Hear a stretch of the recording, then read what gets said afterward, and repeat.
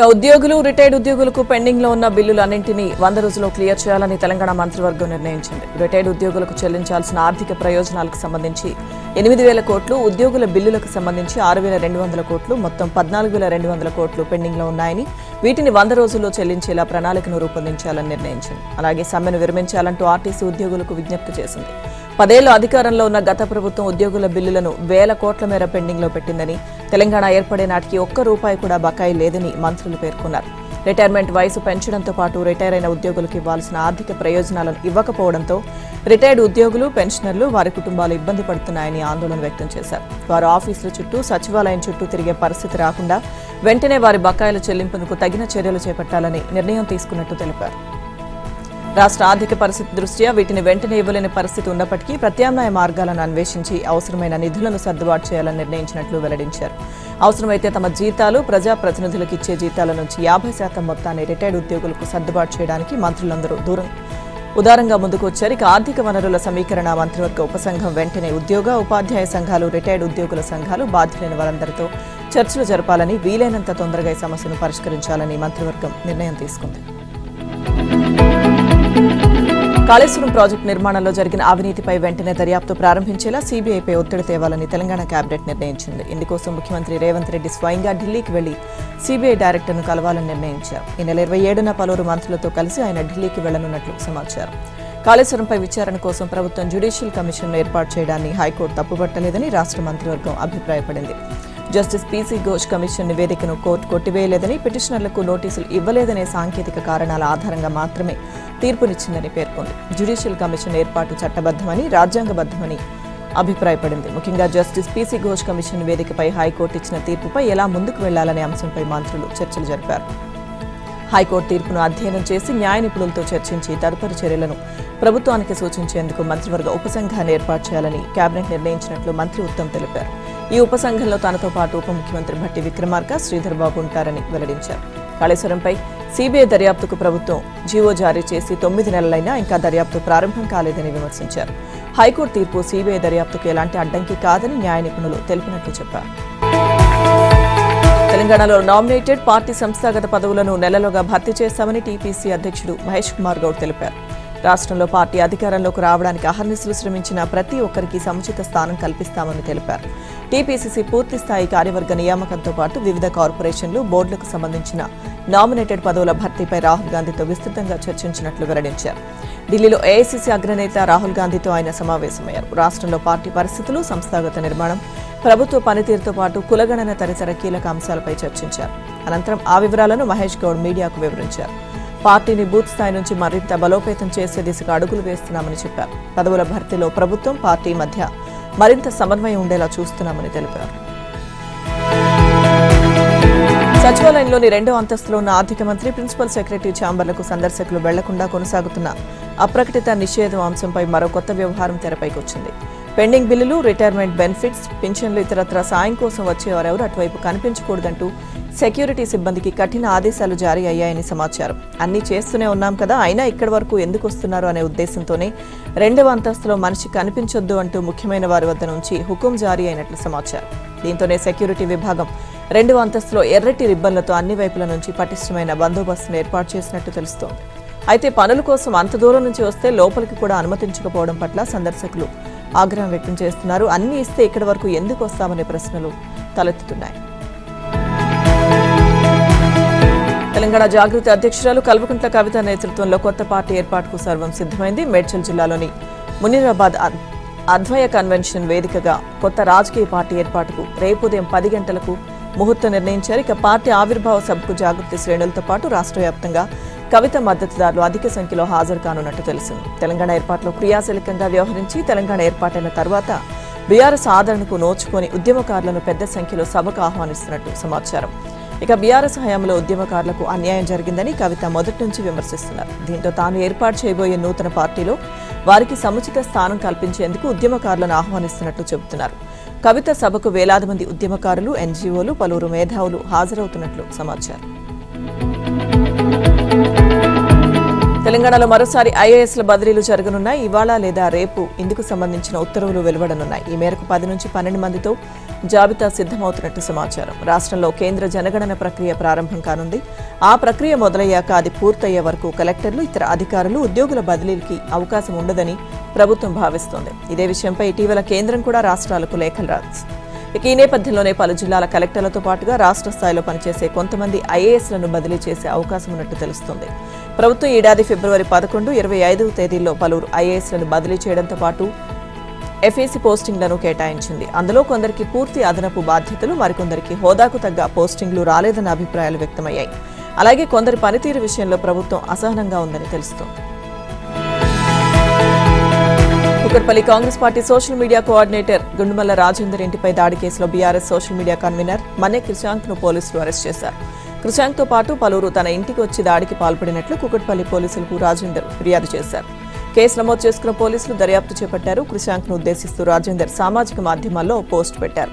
తన కుటుంబ సభ్యులను ఉద్దేశించి ఎందుకు పోస్ట్ పెట్టారంటూ కృషాంక్ తన అనుచరులతో కలిసి కూకట్పల్లిలోని రాజేందర్ ఇంటికి వెళ్లగా వారి మధ్య వాగ్వాదం, తోపులాట జరిగింది.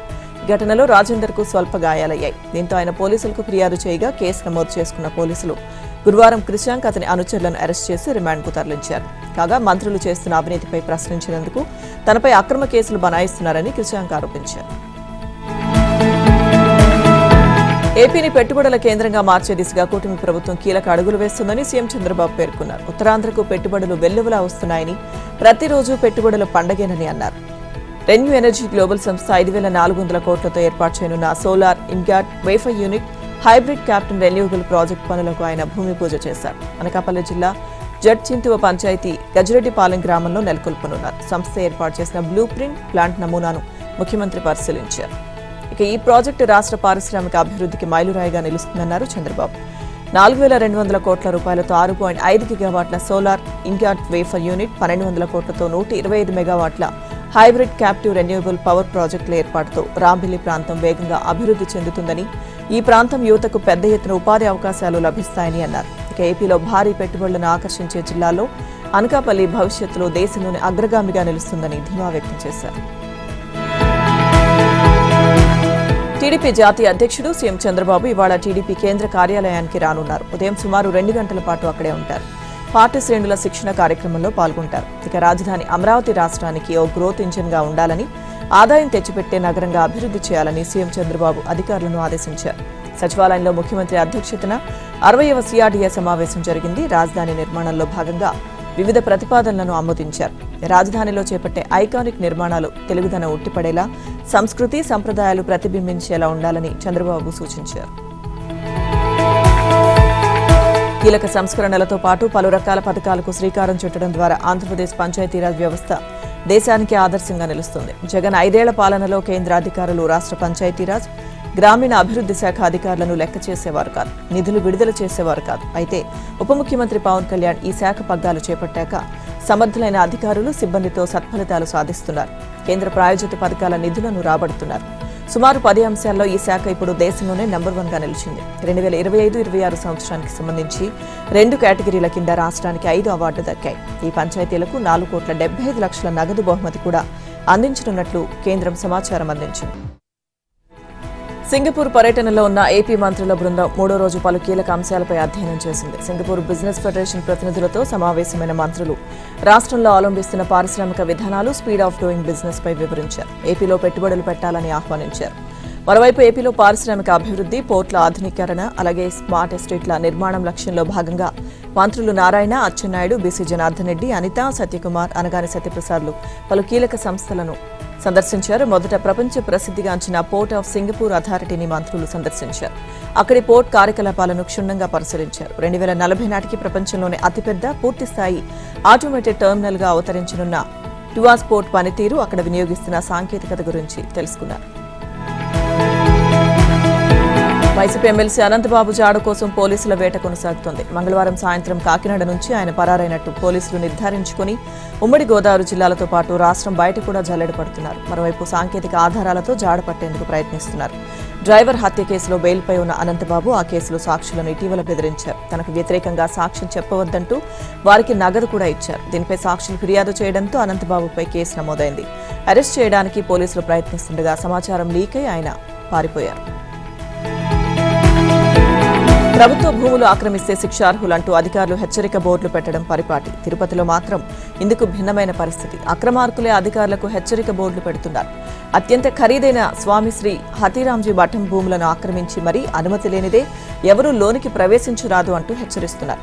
ఎకరాల కొద్దీ కబ్జా చేసిన మఠం భూముల చుట్టూ ప్రహరీలు కట్టేసి లోపల అక్రమ నిర్మాణాలు చేపడుతున్నారు. భూములు 22A నిషేధిత జాబితాలో ఉన్నప్పటికీ స్టాంప్ పేపర్ల మీదే అనధికారిక విక్రయాలు జరిగిపోతున్నాయి. స్థానిక సంస్థల అనుమతులు లేకుండానే, కన్వర్షన్ జరగకుండానే నిర్మాణాలు వెలుస్తున్నాయి. మఠం భూములను ఆక్రమించిన వారు వాటిని కాపాడుకునేందుకు పలువురు పోలీసు అధికారులకు కారు చౌకగా స్థలాలు విక్రయించారు. మరోవైపు ప్రధాన పార్టీలకు చెందిన రాజకీయ నేతలు కబ్జాదారుల నుంచి కోర్టు దండుకుంటున్నారు. గత ప్రభుత్వంలో ఈ కబ్జా బాగోతం మొదలైంది. కూటమి ప్రభుత్వంలోనూ ఆగడం లేదు. తెలంగాణలో పగలంతా మండే ఎండ ఠారెత్తిస్తుంటే సాయంత్రం గాలివాన బీభత్సం సృష్టిస్తోంది. నిన్న పలు జిల్లాల్లో ఉష్ణోగ్రత 43 డిగ్రీలు దాటగా వడదెబ్బకు గురై 3 మృతి చెందారు. సాయంత్రం వివిధ ప్రాంతాల్లో ఈదురుగాలులు భయభ్రాంతులను చేశాయి. సిరిసిల్లలో గాలుల ధాటికి చెట్లు విరిగిపడ్డాయి. బైపాస్లో షెడ్ల రేకులు ఎగిరి రోడ్డుపై పడ్డంతో వాహనాల రాకపోకలకు అంతరాయం ఏర్పడింది. రోడ్ల పక్కన చిన్న దుకాణాలు దెబ్బతిన్నాయి. మార్కెట్ ఏరియాలో భవనం పిట్టగోడ కూలి పక్కనే ఉన్న రేకుల ఇంటిపై పడ్డంతో ఆ ఇంట్లోని 7 గాయపడ్డారు. వారిలో చిన్నారి సిద్దిక, సుల్తానా పరిస్థితి విషమంగా ఉంది. మరో చోట గోడ కూలిపోవడంతో ఇంట్లో వస్తువులన్నీ దెబ్బతిన్నాయి. వర్షానికి సిరిసిల్ల, ఎల్లారెడ్డిపేట మండలం గొల్లపల్లి, ఎల్లారెడ్డిపేట, బొప్పాపూర్ కొనుగోలు కేంద్రాల్లో ధాన్యం తడిసింది. ఏపీలోనూ ఎండల తీవ్రత పెరిగింది. ఓవైపు వడగాలి, మరోవైపు ఉక్కపోతతో ప్రజలు సతమతమవుతున్నారు. వాయువ్య భారత్ నుంచి వీస్తున్న పొడిగాలులతో ఉత్తర కోస్తా, రాయలసీమలోని అనేక ప్రాంతాలు గురువారం నిప్పుల కొలిమిలా మారాయి. శ్రీకాకుళం జిల్లా కొత్తూరులో అత్యధికంగా 45.4 డిగ్రీల గరిష్ట ఉష్ణోగ్రత నమోదైంది. తమిళనాడు అసెంబ్లీ ఎన్నికల్లో భారీ పోలింగ్ నమోదైంది. 85.14% ఓటింగ్ జరిగినట్లుగా కేంద్ర ఎన్నికల కమిషన్ ప్రకటించింది. గత ఎన్నికలతో పోలిస్తే ఈసారి 11.51% అత్యధికంగా నమోదైనట్లు తెలిపింది. ఉదయం 7 గంటలకు మొదలైన పోలింగ్ అక్కడక్కడ చెదురుమదురు ఘటనలు మినహా ప్రశాంతంగా ముగిసింది. ఉదయం నుంచే ఓటర్లు, ముఖ్యంగా మహిళలు, యువత పోలింగ్ కేంద్రాలకు ఉత్సాహంగా తరలివచ్చారు. ఎండను సైతం లెక్క చేయకుండా బారులు తీరి ఓటు హక్కును వినియోగించుకున్నారు. అధికారులు ఏజెంట్ల సమక్షంలో ఈవీఎంలకు సీల్ వేసి స్ట్రాంగ్ రూమ్లకు తరలించారు. మే 4వ తేదీన ఓట్ల లెక్కింపు జరగనుంది. తమిళనాడు సీఎం స్టాలిన్, అన్నాడీఎంకే ప్రధాన కార్యదర్శి ఎడప్పాడి పళనిస్వామి, టీవీకే అధినేత ప్రముఖ సినీ నటుడు విజయ్, రజనీకాంత్, కమల్ హాసన్, అజిత్ కుమార్, త్రిష సహా పలువురు సినీ రంగ, ఇతర రంగాల ప్రముఖులంతా క్యూలో నిలబడి ఓటు హక్కును వినియోగించుకున్నారు. ఇక ఈ ఎన్నికల్లో డీఎంకే నేతృత్వంలోని ఇండీ కూటమి, అన్నాడీఎంకే సారథ్యంలోని ఎన్డీఏ, హీరో విజయ్ ఆధ్వర్యంలోని తమిళిగ వెట్రికళగ మధ్య త్రిముఖ పోటీ నెలకొంది. పలు రాష్ట్రాల్లో జరుగుతున్న అసెంబ్లీ ఎన్నికలు ముగియగానే దేశంలో పెట్రోల్, డీజిల్ ధరలు పెంచే అవకాశం ఉందంటూ జాతీయ మీడియాలో వచ్చిన కథనాలను కేంద్ర ప్రభుత్వం ఖండించింది. ప్రస్తుతం అలాంటి ప్రతిపాదన ఏదీ లేదని, పెట్రోల్ ధరలు పెరగవని స్పష్టం చేసింది. నిజానికి నెల 29వ తేదీ తర్వాత పెట్రోల్, డీజిల్ ధరలను లీటర్కు 25 నుంచి 28 వరకు పెంచవచ్చంటూ స్టాక్ మార్కెట్ బ్రోకరేజ్ సంస్థ కోటక్ ఇన్స్టిట్యూషనల్ ఈక్విటీస్ విడుదల చేసిన నివేదికను ఉటంకిస్తూ వార్తలు వెలువడ్డాయి. ఇక ఆ కథనాల అవాస్తవమని పేర్కొంటూ కేంద్ర పెట్రోలియం, సహజవాయువు శాఖ తాజాగా ప్రకటన విడుదల చేసింది. ఇలాంటి తప్పుడు ప్రచారాలు ప్రజల అనవసర ఆందోళన రేకెత్తిస్తాయని స్పష్టం చేసింది. గత 4 ఏళ్లలో ప్రపంచంలో పెట్రోల్, డీజిల్ ధరలు పెంచని ఒకే ఒక్క దేశం భారత్ అని పేర్కొంది. చమురు సంస్థలకు ఒక్కో లీటర్ పెట్రోల్పై 20, డీజిల్పై 100 చొప్పున నష్టం వస్తోందని వెల్లడించింది. అయినా దేశ ప్రజలపై భారం పడకుండా చర్యలు చేపడుతున్నామని పేర్కొంది. అతి వేడిగాలులు భారతదేశంలో వ్యవసాయ కార్మికులకు, వరి ఉత్పత్తికి తీవ్ర ముప్పుగా పరిణమించనున్నాయని ఐక్యరాజ్యసమితి ఆహార, వ్యవసాయ సంస్థ, ప్రపంచ వాతావరణ సంస్థ హెచ్చరించాయి. ప్రత్యేకించి అధిక జనసాంద్రత కలిగిన గంగా, సింధు నది పరివాహక ప్రాంతాల్లో ఉత్పత్తి గణనీయంగా తగ్గనున్నట్టు తెలిపాయి. భారత్లో వరి, ఇతర సాగు ఉత్పత్తులపై అతి వేడిగాలుల ప్రభావాన్ని సంయుక్తంగా విశ్లేషించి రూపొందించిన నివేదికను ప్రపంచ ధరిత్రి దినోత్సవం సందర్భంగా ఆ సంస్థలు విడుదల చేశాయి. ఈ ఏడాది నైరుతి రుతుపవనాల సీజన్లో సాధారణం కంటే తక్కువగా వర్షాలు కురుస్తాయని ముందస్తు అంచనాలు వెలువడిన నేపథ్యంలో తాజా నివేదిక ప్రాధాన్యం సంతరించుకుంది. ఇక ఏడాది అసాధారణ వేడి వాతావరణం వల్ల వడగాల్పులు ఎక్కువ రోజులు కొనసాగనున్నట్టు WMO తెలిపింది. ఇక పశు, మత్స్య సంపద, పౌల్ట్రీ, డైరీ ఉత్పత్తులపైన అతి వేడిగాలులు తీవ్ర ప్రభావాన్ని చూపనున్నట్టు WMO ప్రధాన కార్యదర్శి సెలెస్టి సాబ్ పేర్కొన్నారు. ఇక నూతన వాతావరణ పరిస్థితులను తట్టుకునే పంట రకాలు, జీవన జాతులు ఎంపిక చేసుకోవడం, తగిన యాజమాన్య చర్యలు చేపట్టడం అవసరమని సూచించారు. అమెరికాకు వెళ్లడం చాలా మంది భారతీయులకు కల. అక్కడ ఉద్యోగం, నివాసం వారి లక్ష్యం. కానీ ప్రస్తుతం ఆ కల నెమ్మదిగా చెదిరిపోతుంది.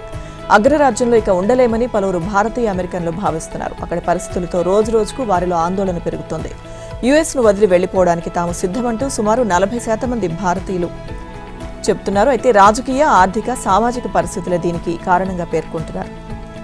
యుగవ్తో కలిసి కార్నెగీ ఎండోమెంట్ సంస్థ చేసిన సర్వేలో 1000 మంది అభిప్రాయాలు సేకరించగా ఆ విషయం వెల్లడైంది. ఇక అమెరికాను వదిలి వెళ్లిపోవాలనే ఆలోచన తమకు తరచూ వస్తోందని 14% మంది, అప్పుడప్పుడు అలా అనిపిస్తోందని 26% మంది సర్వేలో పేర్కొన్నారు. ఆలోన్ షోతో చెన్నై సూపర్ కింగ్స్ వాంఖడేలో కదం తొక్కింది. ఓపెనర్ సంజు శాంసన్ 101 పరుగులు చేసి నాటౌట్గా నిలిచారు.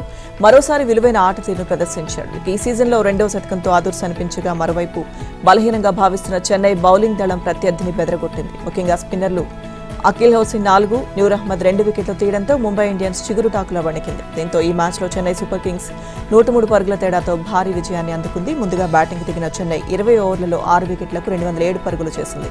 ఇక స్పిన్నర్ గజన్ఫర్, పేసర్ అశ్విన్లకు 2 వికెట్లు దక్కాయి. ఇక ఆ తర్వాత ఛేదన్లో ముంబై 19 ఓవర్లలో అతి కష్టంగా 104 పరుగులే చేయగలిగింది.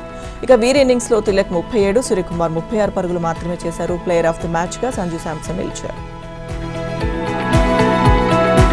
ప్రతిష్టాత్మక థామస్ కప్ ను మరోసారి ముద్దాడాలని భారత పురుషుల జట్టు పట్టుదలతో ఉండగా ఉబేర్ కప్ లో గతంలో కంటే మెరుగైన ప్రదర్శన కనబర్చాలని మహిళల జట్టు భావిస్తోంది.